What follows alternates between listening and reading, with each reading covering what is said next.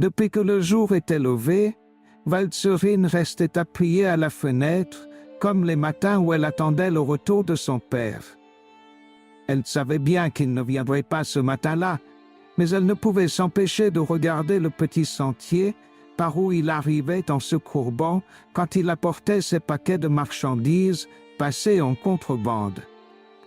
Elle avait tant pleuré la veille et aussi toute la nuit qu'elle ne pouvait pas retenir les gros soubresauts, se terminant par une toute petite plainte que sa poitrine laissait maintenant échapper.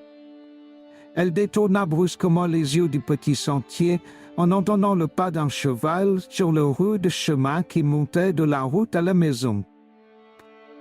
Elle se pencha avec inquiétude à la fenêtre pour mieux écouter, et quand elle se fut bien assurée que le bruit se rapprochait, elle alla pousser le verrou de la porte et revint fermer tout doucement la fenêtre, puis elle attendit toute tremblante derrière la vitre. Peu d'instants après, elle vit apparaître le cheval. Il gravissait le chemin en tenant la tête baissée et sa bride glissait et pendait d'un seul côté. Elle vit aussi que l'homme qui marchait près du cheval était un gendarme. Il s'avançait en s'appuyant des deux poings sur ses hanches et son pas, bien mesuré, était ferme et régulier. La fillette s'effaça pour ne pas être vue. Elle entendit le cheval s'arrêter devant la porte et elle devina que le gendarme frappait avec le revers de sa main. Elle ne savait pas si elle devait répondre. Elle avait peur de désobéir et en même temps elle pensait que le gendarme finirait par s'en aller en croyant que la maison était vide. Mais le gendarme ne s'en allait pas. Il essayait d'ouvrir la porte et frappait plus fort, en appelant « Hé, petite !» Puis la fillette comprit qu'il attachait son cheval à la boucle de fer scellée dans le mur et qu'il s'éloignait. Peu après, elle entendit sa voix s'élever derrière la maison. Il appelait fortement « Valserine! Hé, Valserine !» Il revint devant la maison en répétant ses appels. Mais, cette fois, sa voix ne s'enfonçait pas dans le bois. Elle passait au-dessus de la vallée de Mijou et s'en allait heurter la haute montagne d'en face qui la renvoyait en plusieurs voies assourdies, comme si elle la cassait et en envoyait les morceaux à la recherche de la petite fille. Le gendarme se lassa d'appeler. Il secoua encore une fois la porte et vint coller son visage contre la vitre en essayant de voir dans l'intérieur de la maison. Valserine s'approcha aussitôt.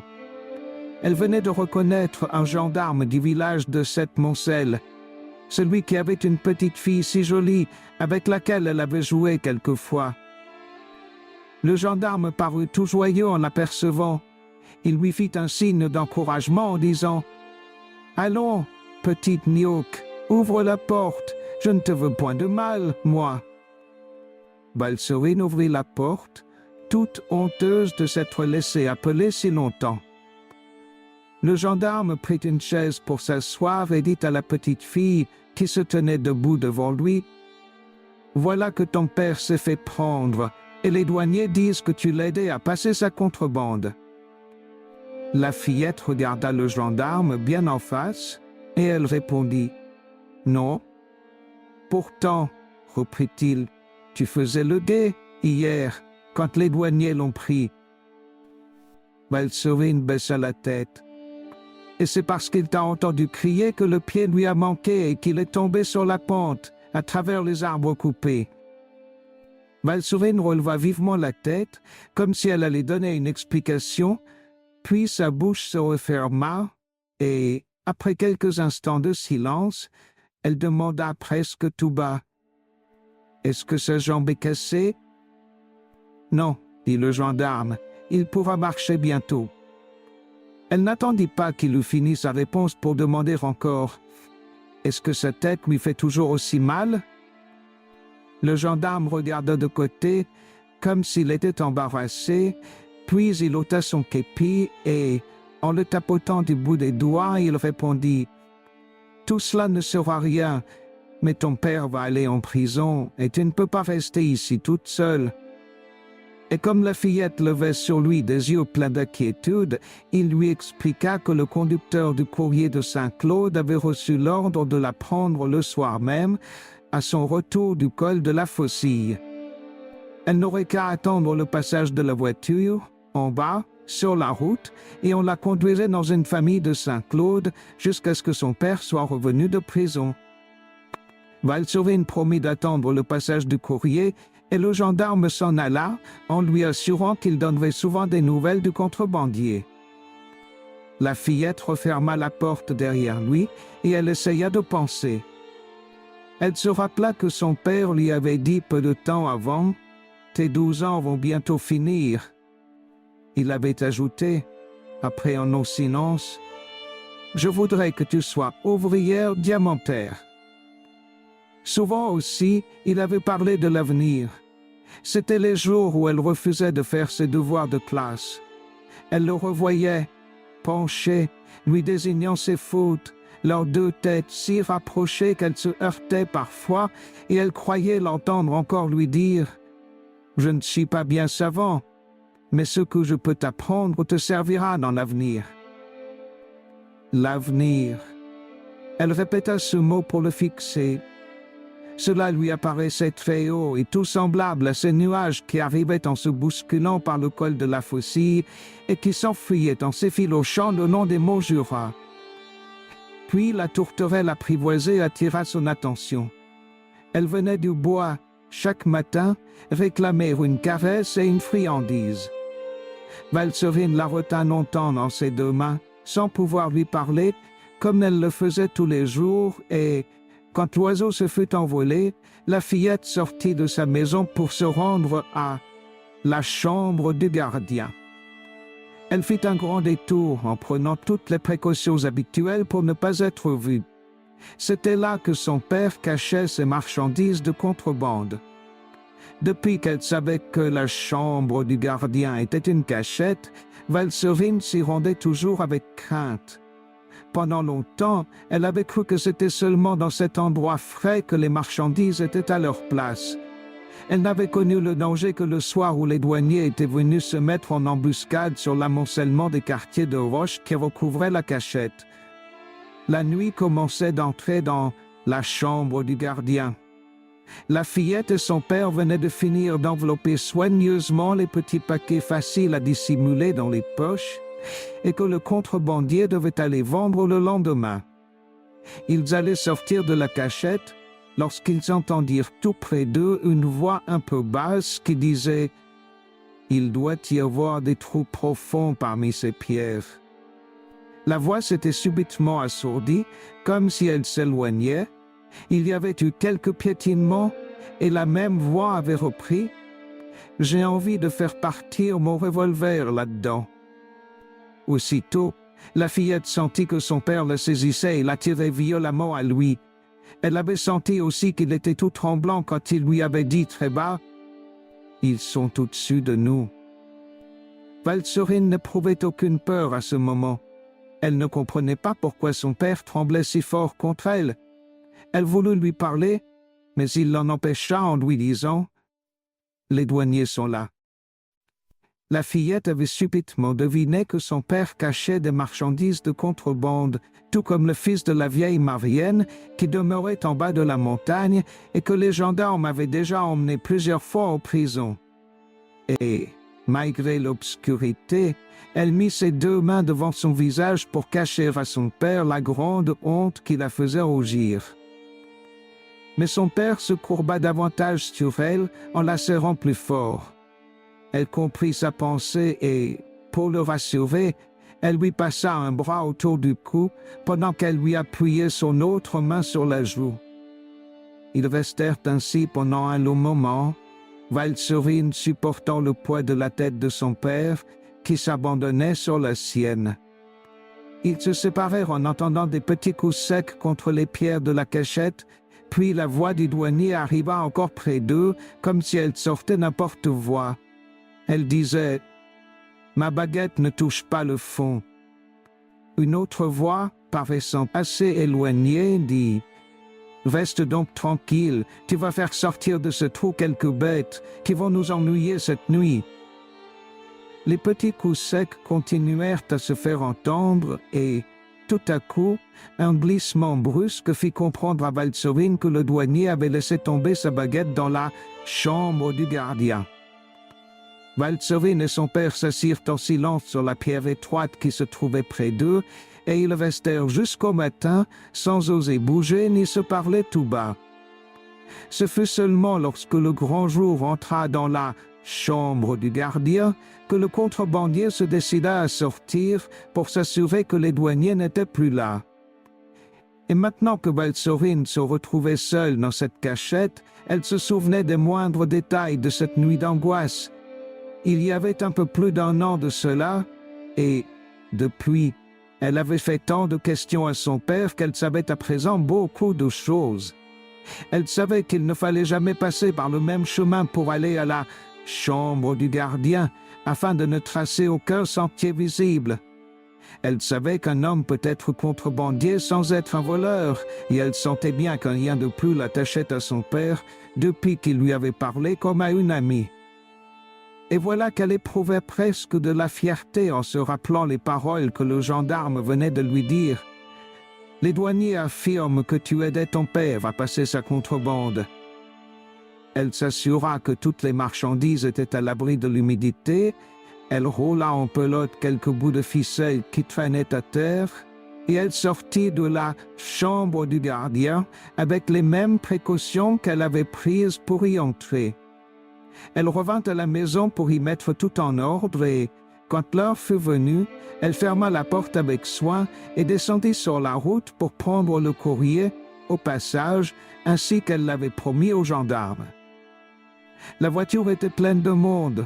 Le conducteur voulut faire monter Valtsorin près de lui, mais un homme déjà vieux céda sa place après avoir longuement regardé la fillette et monta lui-même sur le siège à côté du conducteur. Valtsorin tourna le dos aux chevaux. Elle retenait de la main le rideau à grosse toile à rayures rouges qui fermait la voiture des deux côtés, et il lui semblait que c'étaient les montagnes qui se déplaçaient chaque fois que la voiture tournait un lacet de la route. De temps en temps, la voix du conducteur laissait échapper une sorte de son plein et bref. « Allons, allons !» Ce son venait à intervalles réguliers, comme si un compteur invisible en eût réglé le bon fonctionnement, et la fillette l'attendait comme une chose nécessaire à la solidité de la voiture, aussi bien qu'à la bonne allure des chevaux. On atteignit presque tout de suite le village de la Joux. C'était dans ce village que Valtsorin allait à l'école. Tous les enfants qui jouaient devant les portes devaient savoir que le contrebandier était en prison et, de crainte d'être aperçue par eux, la fillette se dissimula en se faisant toute petite derrière le rideau de toile. La voiture s'arrêta un bon moment au village de Sept-Moncel. Le gendarme du matin passa en tenant sa petite fille par la main, et Valtsorin vit que tous deux lui souriaient d'un air d'encouragement. Puis le voyage continua. La fillette remarqua que les montagnes devenaient plus noires et plus hautes et qu'elles semblaient tourner plus vite autour de la route, et, au moment où la nuit tombait, elle s'aperçut que la voiture entrait dans la ville de Saint-Claude. Quand les chevaux se furent arrêtés au coin de la place, Valtsorin vit s'approcher d'elle une jeune femme entourée de 3 enfants. Elle la reconnut pour l'avoir vue, peu de temps avant, causer avec son père à la dernière fête du village de la Joux. La jeune femme lui dit tout de suite « Ton père voulait que je te prenne seulement l'année prochaine. Eh bien, tu commenceras une année plus tôt. Voilà tout. » Puis elle fit passer ses enfants tous du même côté pour pouvoir marcher près de Valtsorin. La fillette ne trouva rien à répondre. Elle était un peu étourdie par le voyage. Un bruit de roues restait dans ses oreilles et elle s'inquiétait de ne plus entendre la voix monotone du conducteur qui l'avait tranquillisée tout le long de la route. Elle vit s'allumer tout à coup, devant elle, une lumière suspendue dans le vide, puis une autre, et ce ne fut qu'à la 3e qu'elle reconnut les becs de gaz. La rue mal pavée avait une pente très raide que les trois enfants s'amusaient à descendre en courant, pendant que la jeune femme indiquait à Valserine les mauvais pas ou les quelques marches qui se trouvaient de loin en loin sur le trottoir. On tourna dans une rue presque noire et les enfants entrèrent dans une maison en bousculant la vieille femme qui les attendait sur la porte. Ce fut seulement le troisième jour de son arrivée que Valserine sut qu'elle allait entrer comme apprentie dans une diamanterie. C'était un dimanche. La jeune femme s'était levée beaucoup plus tard que d'habitude, les petits avaient leurs jolis vêtements et la table de la salle à manger était mieux garnie que les autres jours. Au milieu du babillage bruyant des enfants, Valserine apprit que la jeune femme était veuve, qu'elle s'appelait Madame Rémy et qu'elle était ouvrière diamantaire. Elle apprit aussi que le métier de diamantaire était propre, qu'il donnait peu de fatigue et que les femmes y gagnaient leur vie aussi largement que les hommes. Madame Rémy avait ajouté, en faisant un geste en rond autour de la table, « C'est moi qui fais vivre tout le monde ici. » Elle retira la bague qu'elle portait au doigt pour mieux montrer à la fillette les facettes qu'il fallait tailler afin que la pierre pût donner tout son éclat. Puis elle lui fit comprendre combien sa chance était grande d'avoir été acceptée parmi les diamantaires qui font peu d'apprentis de peur qu'un trop grand nombre d'ouvriers ne fasse diminuer les salaires. Valserine avait souvent entendu parler des diamanteries du pays, mais elle y apportait pour la première fois de l'attention. Elle avait appris à l'école que le diamant était une pierre très dure, et elle se souvenait que la maîtresse de classe avait affirmé que la roue d'une charrette lourdement chargée pouvait passer dessus sans parvenir à l'entamer. Tout le jour, elle pensa à la difficulté qu'elle allait avoir à tenir un si petit objet dans ses mains. Elle imagina, pour tailler les pierres, un solide couteau à lame tranchante, comme le rasoir de son père. Elle se vit assise sur une chaise basse, devant une table basse aussi, sur laquelle se rangeaient des boîtes pleines de pierres brillantes et précieuses. Une crainte lui venait de ce métier si difficile. Aussi, quand elle entra dans la diamanterie le lendemain matin, elle regarda tout à la fois. Elle vit les grandes baies vitrées qui laissaient entrer des deux côtés toute la lumière du dehors.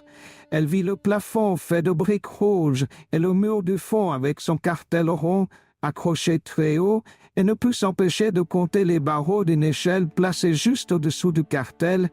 Elle vit le long tuyau posé comme une chose dangereuse bien au milieu de la salle et tout entouré de cercles où venaient s'enrouler les courroies. Elle vit aussi, à droite et à gauche des longues baies vitrées, des hommes et des femmes assis côte à côte sur de hauts tabourets et qui tenaient leur visage tourné vers elle avec curiosité. Au même instant, elle entendit Madame Rémy lui dire « Prends garde aux courroies, Valserine. » Elle se retourna aussitôt et, comme Madame Rémy la prenait à l'épaule, elle se laissa guider pour passer à droite derrière la rangée des ouvriers.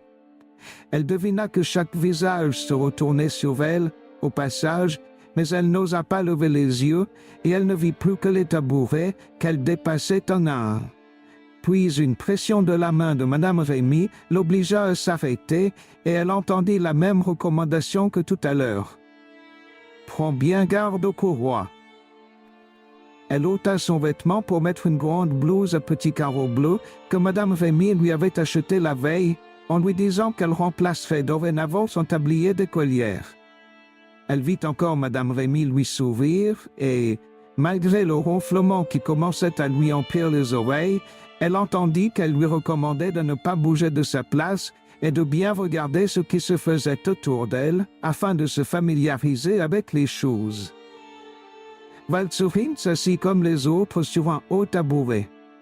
Sa nouvelle blouse, trop longue, la gênait un peu aux genoux. Elle croisa ses mains pour être bien sage, et ainsi qu'on le lui avait recommandé, elle regarda ce qui se faisait dans la diamanterie.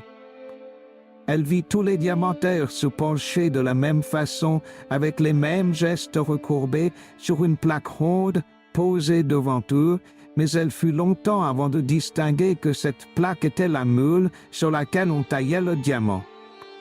Dès le lendemain, elle commença à rendre quelques services autour d'elle. Des mots précis lui indiquaient ce qu'elle devait faire. « Valserine, passe-moi ma poudre de diamant. »« Non, pas cette boîte-là, l'autre, celle qui est ronde. »« Mets ce plomb dans nos moules et augmente un peu la flamme du gaz. » Au bout d'une quinzaine de jours, Valserine connaissait par leur nom tous les outils de la diamanterie. Elle savait verser la quantité nécessaire de poudre de diamant sur la meule d'acier qui tournait si vite qu'il fallait la regarder attentivement pour la voir tourner. Elle savait aussi faire fondre la petite boule de plomb dans laquelle on incruste la pierre et qu'on maintient sur la meule à l'aide d'une pince lourde. Elle n'entendait plus la recommandation si souvent répétée les premiers jours. « Prends garde au courroie !» Les hommes et les femmes la regardaient maintenant sans curiosité. Plusieurs même lui montraient un visage affectueux et elle sentait bien qu'elle était parmi eux comme dans une grande famille. Cependant, quand Madame Rémy lui demandait si elle aimait son métier, elle hésitait toujours avant de répondre « oui ». C'était à ce moment-là que la pensée d'un autre métier lui venait. Elle n'aurait pas su dire lequel. Elle n'en désirait aucun de ceux qu'elle connaissait. Elle pensait seulement à un métier plus rude et qui l'eût obligée à quitter souvent son tabouret. Elle faisait avec une grande obéissance tout ce qu'on lui commandait, mais peu à peu une sorte de mépris se glissait en elle pour ces pierres que l'on touchait avec tant de soin, et un jour qu'elle en avait laissé échapper une de ses doigts, elle eut un grand étonnement en voyant avec quelle inquiétude Madame Rémy l'obligea à la retrouver de suite. Elle voyait bien que c'étaient là les pierres les plus rares, mais elle ne pouvait pas comprendre pourquoi on leur accordait une si grande importance. Dès les premiers jours, elle avait remarqué que les diamantaires étaient mieux vêtus que les autres ouvriers de Saint-Claude. Les femmes portaient des robes bien ajustées, et leurs cheveux étaient toujours arrangés d'une façon jolie. Il arriva un matin qu'une ouvrière voisine fut prise d'impatience. Elle soulevait et reposait la pince sur la meule en disant d'un air contrarié « Je ne peux pas trouver le sens de cette pierre, et la journée passera avant que j'aie pu lui tailler une seule facette. » Cela inquiéta beaucoup Valserine. Elle n'osait pas faire de questions, mais elle suivait des yeux tous les mouvements de l'ouvrière mécontente. Madame Rémy s'en aperçut. Elle fit signe à la fillette de s'approcher d'elle, et elle lui expliqua que le diamant avait un côté par où il était impossible de l'entamer, et qu'il fallait parfois chercher longtemps avant de trouver l'endroit où l'on pouvait faire la première facette. Valserine comprit que ce métier, si propre et si joli, ne demandait qu'une grande patience et beaucoup d'attention. Elle se rappela que son père l'avait choisi pour elle, depuis longtemps, et elle ressentit du contentement en pensant qu'il devait être moins malheureux dans sa prison, maintenant qu'il savait sa fille dans une diamanterie. 2. La semaine finissait, et Valserine attendait encore la visite du gendarme de Sept-Moncel. Il n'était pas venu le lundi d'avant donner des nouvelles du prisonnier, comme il avait fait chaque semaine depuis 2 mois. Elle savait que son père souffrait toujours de sa blessure à la tête et une grande impatience l'empêchait d'apporter de l'attention à son travail. Elle se trompait à chaque instant et donnait aux ouvrières des objets qu'elle ne lui avait pas demandés. Elle laissa tomber par terre 2 tout petits diamants qu'elle n'aurait jamais pu retrouver sans l'aide de Madame Rémy. Cependant, personne ne la gronda comme elle s'y attendait. Elle s'aperçut bientôt que les regards des diamantaires avaient quelque chose de changé et qu'ils s'arrêtaient longuement sur elle. Il lui sembla aussi que tous avaient des choses secrètes à se dire ce jour-là. Ils se rapprochaient pour se parler, et aussitôt que leurs yeux rencontraient ceux de Valserine, ils les baissaient, comme s'ils étaient gênés d'être vus par elle. Valserine vit Madame Rémy faire un signe à sa voisine et se pencher vers elle. Elle vit les yeux de l'ouvrière se tourner de son côté et se détourner de suite. Elle devina que les 2 femmes parlaient d'elle, et dans l'instant où les courroies glissaient en silence, comme cela arrive souvent dans les usines, la fillette entendit que l'ouvrière disait « Maintenant il a fini sa prison ». Aussitôt tout devint clair pour elle. Elle comprit pourquoi le gendarme n'était pas venu. Elle comprit aussi les regards furtifs et mystérieux des diamantaires, et elle attendit, pleine de confiance, la fin de la journée, en pensant que Madame Rémy allait lui dire, comme à tout le monde, que son père était sorti de prison. Le soir, pendant l'heure du dîner, Madame Rémy dit à Valserine: « Demain, nous irons chercher ton linge et le reste de tes effets dans la maison de ton père. » La fillette eut un mouvement si vif que sa chaise se recula de la table. Elle la rapprocha beaucoup plus près qu'il ne fallait, et son regard chercha de nouveau celui de Madame Rémy. Mais Madame Rémy regardait à présent son verre avec attention. Elle le prit pour en frotter les bords, tout en disant: « J'ai demandé à Gros Goujin de nous conduire. » Elle continua de frotter son verre avec sa serviette, comme si cela était la chose la plus importante du moment, et elle ajouta: « Sa voiture est grande, et nous pourrons rapporter ici toutes les choses qui peuvent te servir. » Elle sortit presque aussitôt de table, pendant que les enfants demandaient en criant qu'on les emmenât aussi dans la voiture. Le lendemain, de bonne heure, Gros Goujin vint prendre Madame Rémy avec ses 3 enfants et Valserine. Le cheval avançait lentement sur la route, qui allait sans cesse en montant. Les enfants se mirent à babiller. Ils attiraient l'attention de Valserine sur tout ce qu'ils voyaient, mais Valserine ne leur répondait pas toujours. Elle avait remarqué l'air soucieux de Madame Rémy, et cela l'empêchait de montrer toute la joie qu'elle portait en elle. Il fallut s'arrêter à Septmoncel pour le repas de midi. Le gendarme entra dans la salle où la petite famille déjeunait seule.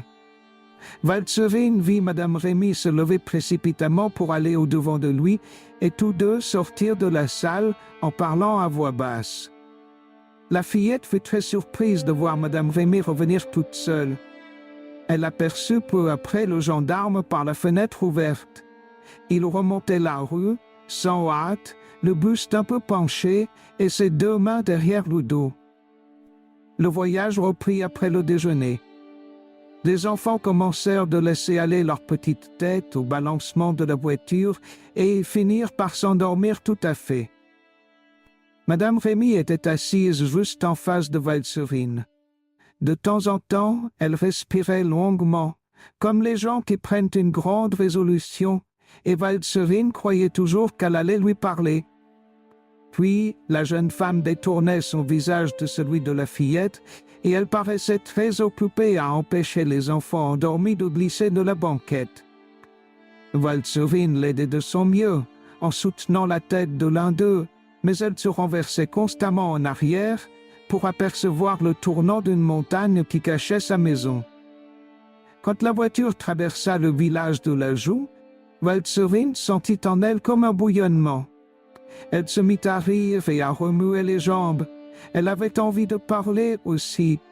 Elle voulait dire à Madame Rémy ce qu'elle avait entendu la veille dans la diamanterie. Elle voulait lui demander depuis combien de jours son père avait fini sa prison. Il lui semblait que toutes ces choses seraient faciles à dire si les enfants se réveillaient. Mais ils continuaient de dormir tranquillement, et la fillette sentit augmenter sa timidité devant l'air ennuyé de Madame Rémy. Elle craignit de la fâcher et de l'entendre blâmer son père, comme cela était arrivé chaque fois que le gendarme avait donné des nouvelles du prisonnier. Alors elle se pencha davantage, avec l'espoir de voir son père au bas du chemin qui grimpait à leur maison. Maintenant la voiture descendait rapidement la route très en pente qui va de la Joux à Mi-Joux. Au détour d'un lacet, Valserine s'agita brusquement. Elle repoussa la tête de l'enfant qu'elle soutenait et se mit à crier d'une voix forte: « Arrêtez, on est arrivé !» Elle disait cela à Gros Goujin et à Madame Rémy tout à la fois. En même temps, elle regardait de tous côtés avec une vivacité extraordinaire, puis elle se mit à secouer la poignée de la petite portière qui se trouvait près d'elle, à l'arrière de la voiture. Elle la secouait si fortement, sans parvenir à l'ouvrir, que Madame Rémy la retint par sa robe en lui disant: « Attends, attends que la voiture soit arrêtée. » La fillette se redressa pour donner un vigoureux coup de pied dans la portière, qui s'ouvrit violemment en faisant grincer ses gonds, et pendant que la voiture ralentissait, Valserine en descendit sans se servir du marchepied. Elle fit un tour sur elle-même en ouvrant les bras. Elle fit 3 ou 4 pas trop grands et mal assurés, et au moment où Grosboiseux arrêtait tout à fait son cheval, la fillette sautait le fossé de la route pour gagner en biais le chemin qui montait très raide jusqu'à sa maison, placée à mi-côte de la montagne, au commencement de la partie boisée. Madame Rémy la rappela, tout en empêchant les enfants de descendre. Elle disait, comme l'instant d'avant, « Attends, attends !» Mais Valserine n'attendait pas. Elle courait vers le chemin et quand elle l'eut atteint, elle se mit à le gravir à grandes enjambées en se tenant courbée en deux. Madame Rémy l'appela encore. Il y eut comme une angoisse dans sa voix qu'elle essaya de renforcer quand elle dit « Je t'en prie, Valserine, attends-moi, il faut que je te parle tout de suite. » Elle eut un mouvement d'impatience en voyant que la fillette continuait de monter avec la même rapidité, et après avoir fait descendre de voiture les 3 petits, elle s'engagea avec eux sur le rude chemin. Pendant ce temps, Valserine était déjà entrée dans sa maison en faisant un grand geste de désappointement. Elle en ressortit presque aussitôt pour lancer un cri aigu et prolongé comme un signal. Son regard s'en alla au loin dans tous les sens, et quand elle le ramena plus près, elle ne vit que Grosboiseux qui faisait reculer son cheval afin de ranger la voiture sur le côté de la route, et Madame Rémy qui montait péniblement en tirant un enfant de chaque main. Elle attendit encore quelques instants, et comme la réponse à son cri ne venait pas, elle se mit à courir vers la chambre du gardien. Là, non plus, rien n'avait été dérangé. Les paquets de tabac étaient toujours enveloppés de gros papier gris et les boîtes de fer blanc pleines de chocolat s'alignaient avec l'ordre qu'elle y avait mis à son départ. Elle eut encore un geste de déception, et ainsi qu'elle l'avait fait dans sa maison, elle sortit de la chambre du gardien avec l'idée de lancer le même cri prolongé. Il lui sembla qu'elle n'avait pas donné toute sa voix la première fois, et elle gonfla sa poitrine afin de lancer aussi loin que possible ce nouvel appel. Mais, au même instant, elle recula, comme si une main mystérieuse venait de la toucher au visage. Elle se rappelait brusquement qu'elle était devant l'entrée de la chambre du gardien, et comme si elle eût couru tout à coup un grand danger, elle se baissa vivement pour se glisser par le passage étroit de la cachette. Elle s'assit à demi sur la pierre la plus proche, et elle écouta, toute frémissante, les bruits qui pouvaient venir du dehors. Au bout d'un instant, elle s'aperçut qu'il faisait beaucoup plus clair que d'habitude dans la chambre du gardien. Des quartiers de roche qu'elle avait toujours cru noirs lui apparaissaient maintenant de la même couleur que les autres. Elle leva les yeux avec curiosité et elle resta toute bouleversée en apercevant un grand morceau de ciel au-dessus de sa tête. Elle fut tout de suite debout pour mieux voir, et elle reconnut que la fissure par laquelle le douanier avait autrefois laissé glisser sa baguette s'était considérablement agrandie. Les 2 énormes pierres qui formaient la voûte s'écartaient largement par un bout, tandis qu'elles se rapprochaient maintenant par l'autre, au point de se toucher. Et lorsque la fillette abaissa son regard sur la longue bande de jour qui descendait dans la cachette comme une étoffe claire, elle vit que du sable glissait par l'ouverture et se répandait sur le sol en un tas qui s'évasait et recouvrait déjà une grande surface. Valserine ne savait que penser de tout cela lorsqu'elle entendit la voix de Madame Rémy l'appeler de nouveau. Elle fit un mouvement pour sortir, mais la même crainte mystérieuse que tout à l'heure la fit reculer de l'ouverture. La voix de Madame Rémy avait d'abord marqué de la colère, mais quand elle devint angoissée et pleine de désespoir, Valserine se boucha les oreilles pour ne pas l'entendre. Le silence revint avec la nuit. La longue bande de jour était remontée peu à peu par l'ouverture. Valserine attendit encore longtemps dans l'obscurité. Des petites chutes de sable venant d'en haut la faisaient sursauter de temps en temps. Puis elle crut entendre les pas de son père dans le sentier le plus proche. Elle pensa qu'il pouvait rentrer à la maison sans se douter que sa fille l'attendait dans la chambre du gardien, et elle sortit sans bruit. Dehors, rien ne bougeait. Une fraîcheur montait de la terre, toute couverte de hautes herbes et de mille fleurs. Valserine glissait sur les grosses pierres pleines de mousse qui entouraient la cachette. Elle se retenait aux arbres, tout minces et tordus, qui sortaient du creux des pierres, et quand elle arriva devant sa maison, elle poussa la porte en appelant tout bas « Papa ». Elle haussa un peu la voix pour appeler encore « Papa ». Elle comprit qu'il n'y avait personne dans la maison et qu'elle se trompait en croyant voir le prisonnier étendu sur son lit, mais elle était si sûre qu'il allait rentrer dans un instant qu'elle repoussa simplement la porte sans la fermer à clé. Elle se dirigea à tâtons jusqu'à son petit lit, et avant de s'étendre au-dessus, elle ne put s'empêcher de toucher celui de son père dans toute sa longueur. Elle ne voulait pas s'endormir. Elle fit de grands efforts pour ne pas laisser se fermer ses paupières. Cependant, elle fut réveillée par des cris. Elle ne fut pas longue à comprendre que c'était elle-même qui les avait poussés. Sa gorge ne laissait plus échapper de son, mais sa respiration était courte et rude, et elle sentait bien qu'il lui suffirait de faire un tout petit effort pour entendre de nouveau les mêmes cris sourds et pleins d'angoisse.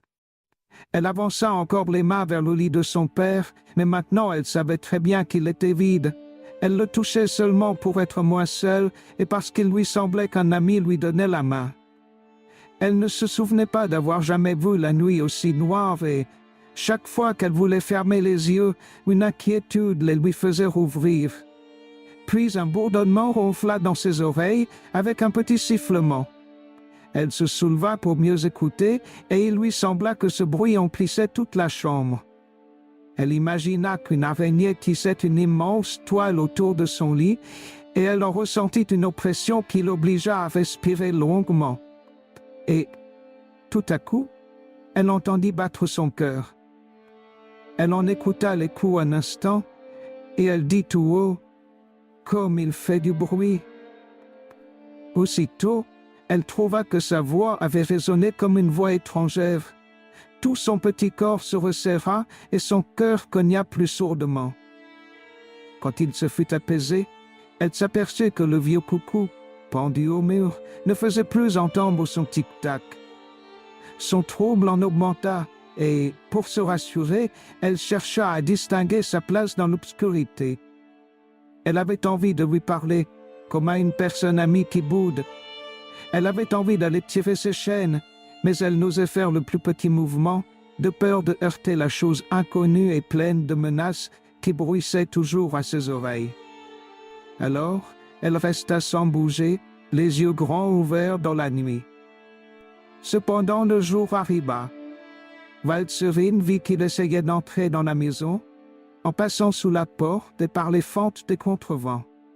Elle le vit se glisser peu à peu vers la petite glace accrochée près de la fenêtre, puis le long des poutres noires du plafond, et enfin se fixer dans tous les coins de la chambre.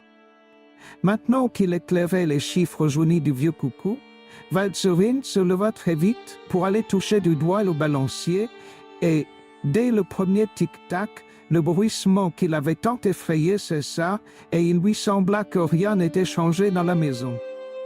Cependant, elle visita la pièce comme si elle espérait y découvrir une bête étrange.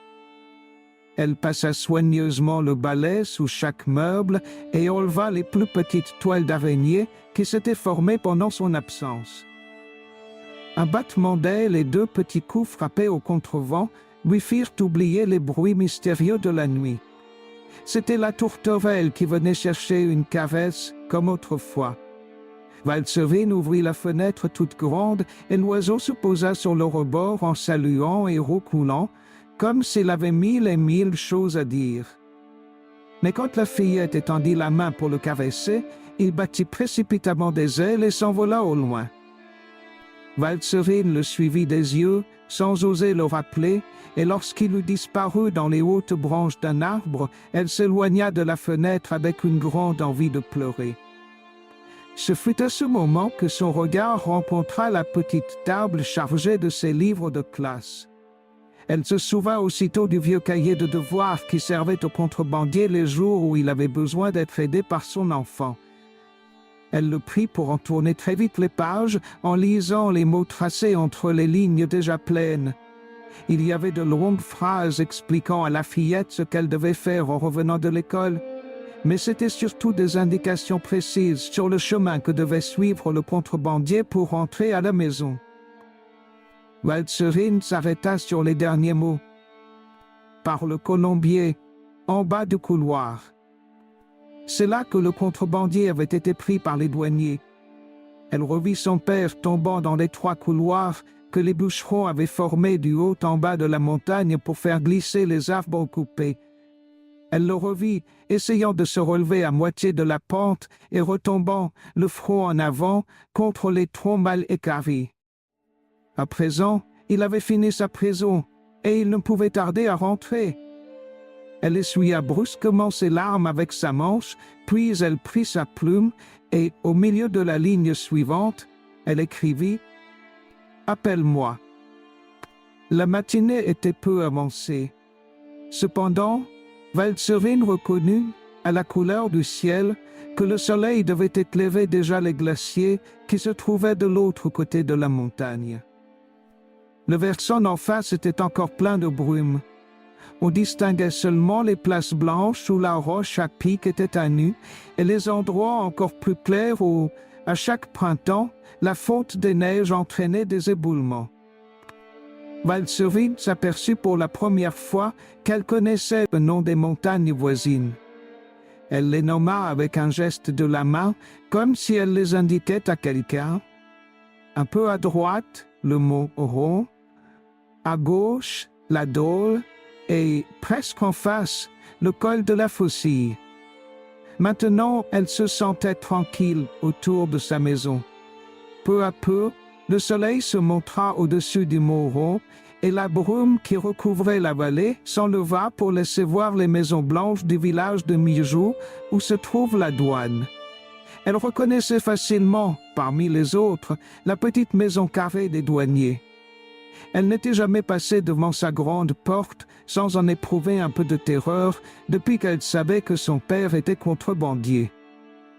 La fillette eut encore une fois l'idée que le prisonnier pouvait se trouver sur un sentier des environs. Elle lança de toute sa force le cri d'appel qu'il connaissait si bien et auquel il avait toujours répondu, mais ce cri resta sans réponse, comme celui de la veille. Elle n'en fut pas inquiète. Elle était sûre que son père allait arriver et qu'il lirait la dernière phrase écrite sur le cahier. Il ne refuserait pas de la garder auprès de lui pendant quelques jours et ensuite elle le quitterait pour retourner à la diamanterie de Saint-Claude. La faim qui commençait à lui tirailler l'estomac l'obligea d'aller chercher des provisions à la chambre du gardien. Elle emplit ses poches de chocolat et de gâteaux secs et elle s'engagea sur la pente boisée à travers les sentiers qui descendaient dans la combe de Mijou pour remonter ensuite au col de la Faucille. Elle rôda longtemps sous bois en se tenant tout proche d'un chemin qui avait été autrefois une route et que l'herbe et les pierres encombraient maintenant, puis elle finit par trouver une éclaircie d'où elle pouvait voir toute la ville de Gex, où était la prison. Jamais la plaine du pays de Gex ne lui avait paru aussi grande, et le lac de Genève, qui la terminait, la faisait penser à une étoffe déteinte par l'usure et toute déchirée au bord. Il lui sembla que tout ce qu'elle voyait ce jour-là était différent des autres fois. La tête de vieillard, à longue barbe, qu'elle avait toujours vue au sommet du Mont Blanc, prenait aujourd'hui la forme d'un chien, levant son museau pour hurler tristement. Et les barques du lac, avec leurs grandes voiles pointues, comme les ailes des hirondelles, la faisaient penser à de grands oiseaux blessés tout près de se noyer. Elle fermait les yeux pour essayer de revoir les choses sous leurs formes anciennes, mais elle n'y parvenait pas. Elle n'en ressentait pas de trouble, Elle regrettait seulement que son père ne fût pas là pour en rire avec elle, comme il avait fait la première fois qu'ils étaient venus ensemble sur ce chemin et qu'elle avait vu les choses tout à l'envers. C'était à la place même où elle se trouvait en ce moment que le contrebandier s'était arrêté pour lui dire « Tu n'as pas de chance. On ne voit pas le lac de Genève aujourd'hui. » Il avait ajouté, en abaissant son bâton vers la plaine, « Tiens, il est sous ce morceau de nuage gris que tu vois là tout en bas. » Mais Valserine avait aussitôt levé la main vers le Mont Blanc pour montrer à son père le lac qui s'étalait très large et très bleu entre deux nuages roses au-dessus des glaciers. Il lui était arrivé une autre fois de voir le Mont Blanc tout en flammes, mais elle avait vite compris qu'il était seulement éclairé par le soleil. Ce matin, la masse de nuages gris ne recouvrait plus le lac. Elle s'élevait lentement en fumée blanche vers les glaciers et le pays de Gex laissait voir toutes ses routes. Valserine surveillait les plus proches. Elle trouvait que les gens mettaient beaucoup plus de temps qu'il n'en fallait pour aller d'un endroit à un autre. Ils avaient l'air de sauter sur place plutôt que de marcher et le moindre de leurs gestes lui paraissait plein de signification. Quand le soir revint, Valserine se décida à reprendre le chemin de la maison. Le soleil se couchait du côté de cette Moselle et la fillette ne put s'empêcher de frissonner en le voyant si rouge. Il passa entre des nuages longs, comme des arbres coupés, sur lesquels il laissa des taches, et il entra dans un gros nuage sombre qui semblait l'attendre. Valserine crut qu'il était couché, mais presque aussitôt, il sépara le nuage en deux, comme s'il voulait encore une fois regarder la fillette, puis il se montra, arrondi seulement par le haut, comme la porte de la maison des douaniers de Mijou, et après avoir taché de rouge tout ce qui l'entourait, il disparut de l'autre côté de la montagne. Pendant ce temps, un oiseau voltait d'un arbre à l'autre en faisant entendre un bruit semblable à celui que font les ciseaux qu'on ouvre et qu'on ferme sans rien couper. Tsic, tsic, tsic. La nuit tombait lentement et Valserine, qui n'avait jamais eu peur dans le bois, se retournait souvent pour regarder derrière elle. De temps en temps, elle lançait son cri d'appel qui restait toujours sans réponse. Le chemin qu'elle suivait la fit passer près de la maison de la mère Marienne. Valserine connaissait depuis longtemps la mère Marienne. Chaque fois que son fils était en prison, la vieille femme apportait ses œufs et ses chevrets au père de la fillette qui se chargeait d'aller les vendre à Saint-Claude ou à Septmoncel. Elle connaissait aussi sa haine pour les douaniers. Elle l'avait vu plusieurs fois leur jeter des pierres du haut du chemin et elle n'osait jamais s'approcher d'elle à cause de ses yeux qui paraissaient toujours inquiets et pleins de soupçons. Pourtant, ce soir, elle avait une grande envie d'entrer pour lui parler de son père. Ce matin même, elle avait reconnu le fils de la vieille femme au moment où il traversait la route pour se rendre à Gex. Il devait être de retour maintenant et savait sans doute où se trouvait le prisonnier. Elle se décida à pousser la porte après avoir fait le tour de la maison. La mère Marienne était debout, devant une table plus longue que large, et la lampe qui se trouvait sur le coin du buffet éclairait un de ces points qu'elle tendait devant elle comme si elle s'apprêtait à frapper quelqu'un. Elle laissa retomber son bras en reconnaissant Valserine et elle lui dit d'un ton plein de colère « Les gendarmes sont passés par ici. Ils te cherchent. » Valserine ne sut pas démêler si c'était contre les gendarmes ou contre elle que la mère Marienne était fâchée. Cependant, elle prit du courage et répondit « J'attends mon père. » La mère Marienne regarda la fillette comme si elle ne comprenait pas. « Oui, » répondit Valserine, « il a fini sa prison et il ne peut tarder à rentrer. » Et pendant que la vieille femme la regardait toujours d'un air étonné, la fillette s'empressa d'ajouter « Je venais vous demander si votre fils l'avait vu. » Les deux poings fermés de la mère Marienne remontèrent contre sa mâchoire, Ses paupières se mirent à battre, et en se reprenant plusieurs fois, comme si ses paroles lui faisaient trop mal à la gorge, elle cria, en s'avançant sur Valserine: « Ils l'ont tué, ton père! Ils l'ont tué! Ne le savais-tu pas ?» Valserine regardait le visage tout convulsé de la mère Marienne, et la grande terreur qu'elle en ressentait l'empêchait de bouger.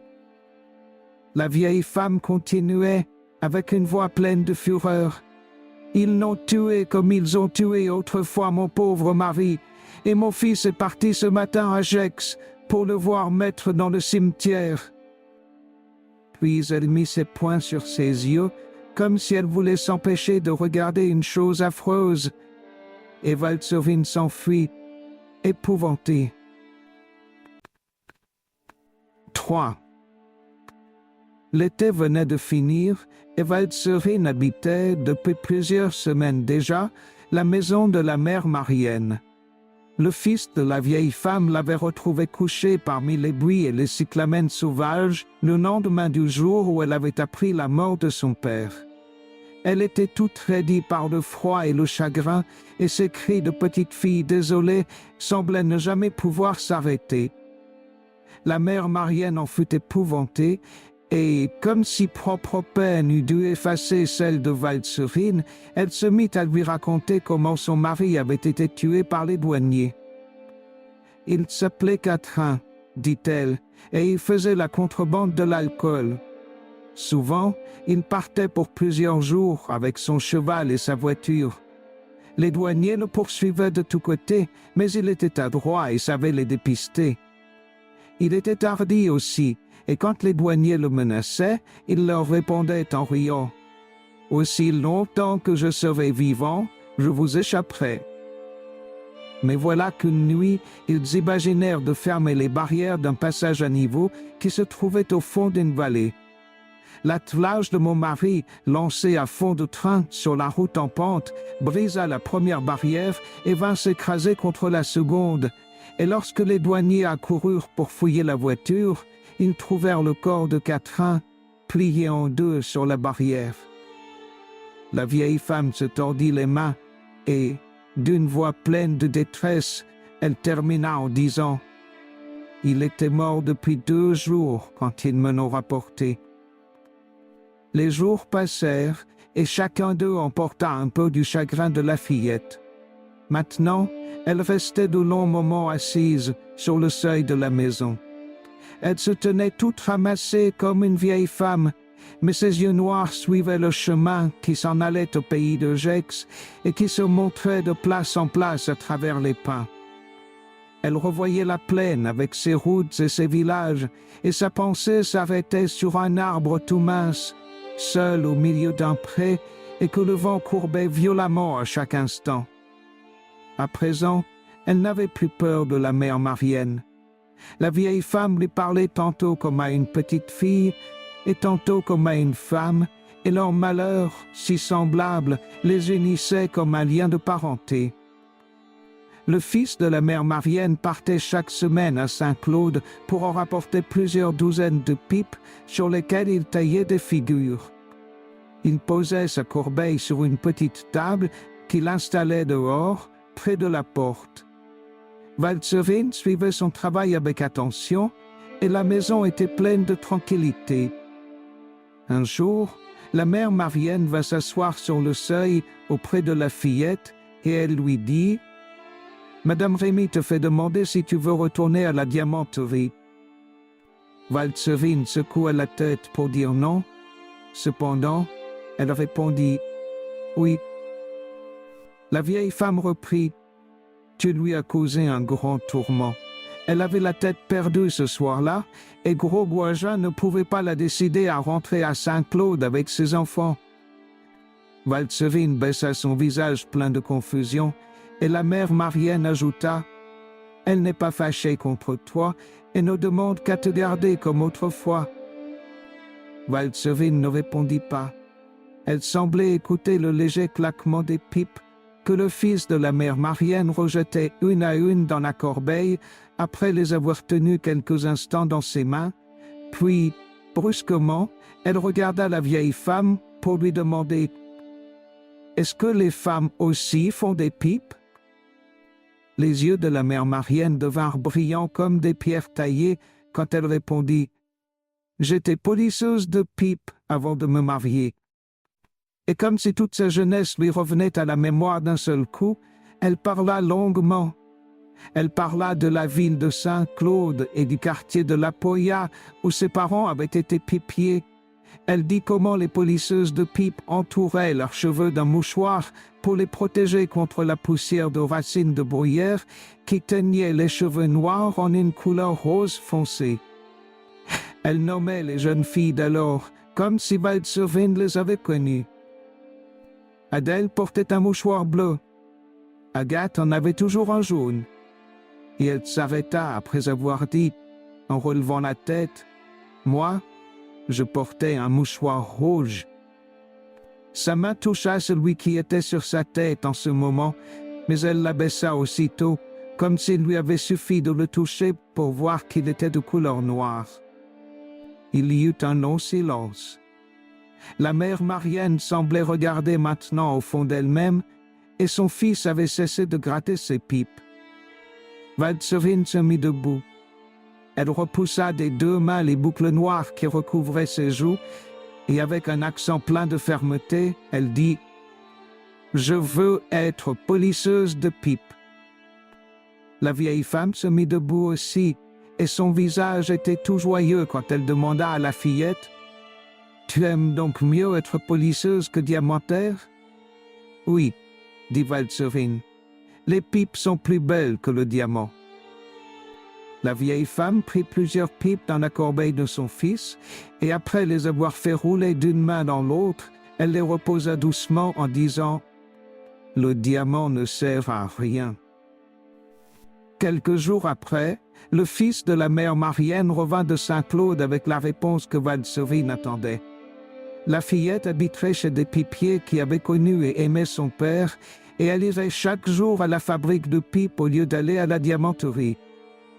La veille de son départ, elle voulut monter jusqu'à la chambre du gardien, mais comme elle se dirigeait au hasard du chemin, elle vit tout à coup que la masse de terre qui surplombait la cachette s'était éboulée.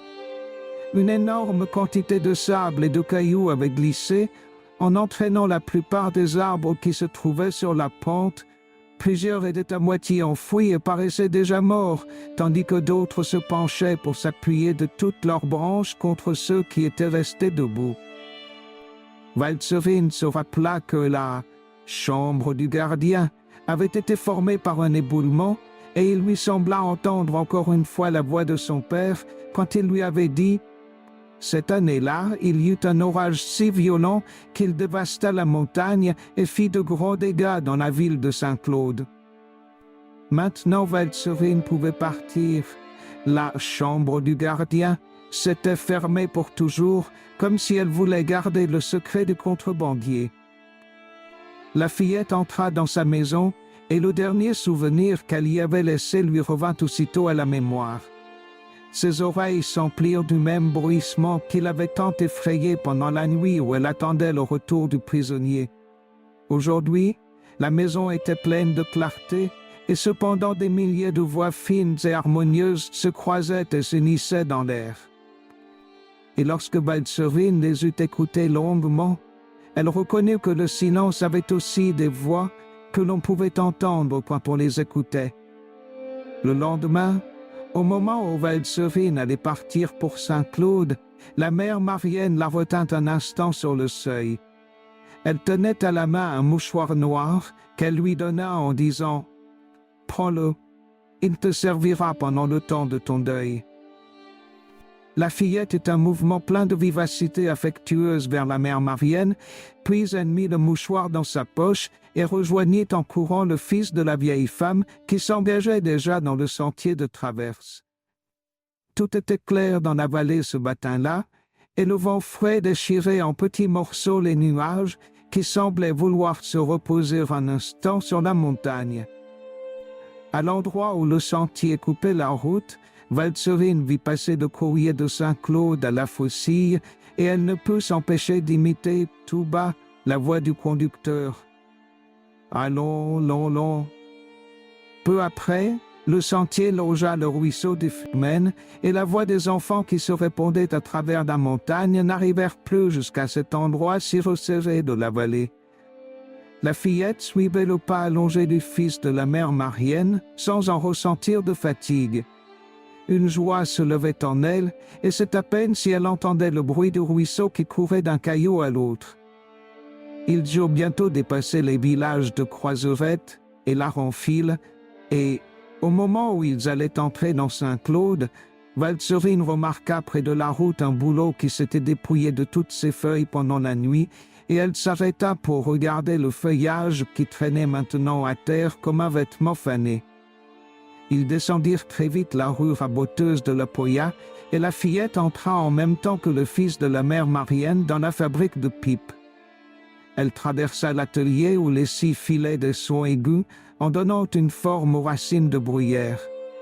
Elle vit voler sur elle et autour d'elle les fins copeaux roulés qui sautaient des établis pendant que les machines à tourner et à percer chantaient comme un essaim de bourdons dans la montagne.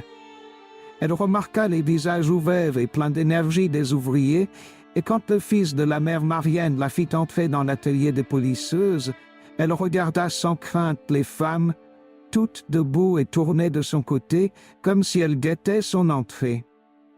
Elle eut encore le temps de voir le poêle en forme de pipe qui se trouvait au milieu de la pièce, et tout de suite une ouvrière vint la prendre pour la conduire à sa place. L'ouvrière marchait devant, en écartant du pied les paniers qui encombraient le passage, et après avoir aidé la fillette à mettre sa blouse de polisseuse, elle lui offrit un mouchoir de même couleur que celui qu'elle portait.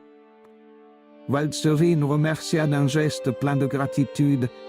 Elle eut un sourire qui éclaira tout son visage en repoussant doucement le mouchoir bleu, puis elle tira de sa poche celui que la mère Marienne lui avait donné le matin même, et elle en couvrit aussitôt ses cheveux. Tiré 2. La fiancée. Nouvelle.